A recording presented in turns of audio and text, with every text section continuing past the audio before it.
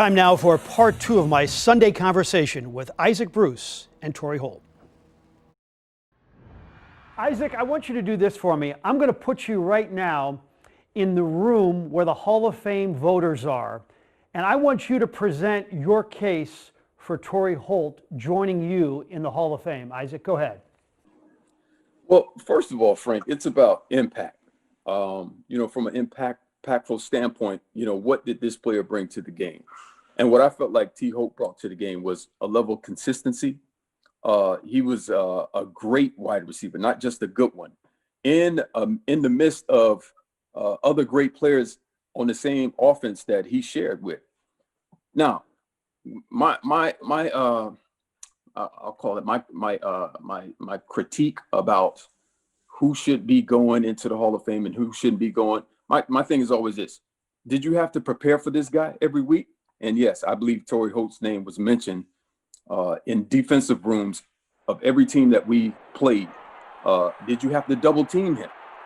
T. Holt was double teamed. I mean, you always had to have a safety over top of him. You dare not play this guy one-on-one, man-to-man, because you'd be in trouble. And plus the way he exploded, the way he would be able to defeat press coverage. I mean, a lot of people can't do that. So you would do everything you could to slow this guy down. Now, my final thing was, with all of that in front of him, was he still productive? And my biggest stat for T. Holt is he's the only guy that's ever had 1,300 yards 5 years in a row. Not many people could say that. And I think he's still the only one that can say that. Hey, Torry, forget Howard Balzer. We're going to have Isaac actually make the presentation now. Just send this tape in, man. Right, just drop the mic drop. Yo, it is, man. Torry, what are your emotions like knowing you're on the cusp? You've been close before and you're ever so close now. How do you feel? I feel good, actually. I felt good last year. I feel even better this year. I feel like I'm getting closer, Frank. I really do, and I do. So hopefully the voters will, for me is really, and I said it last year, really strongly have a serious conversation about my case. I don't think my case. It takes longer than 3 to 4 minutes or 6 to 8 minutes to talk about what I accomplished in the National Football League, individually as well as team wise. So have a serious conversation about my case, and hopefully I'll get a few more votes this year to finally get in, and then me and I can have a hell of a party in Cannes. Final thought for both of you. You each accumulated these amazing statistics, but as a duo, you're unique. The best tandem, arguably, in the history of the NFL. What about that aspect that you can't say Torry without Isaac, and you can't say Isaac without Torry?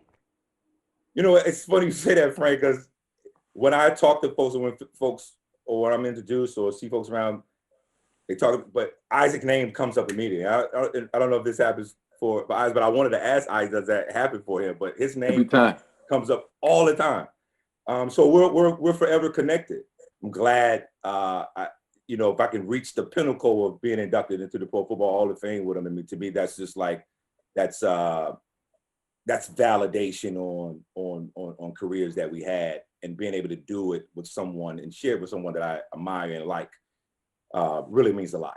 I don't think any tandem will ever be better than Mark Clayton and Mark Duper in my eyes. I think T. Holt and myself, we got close.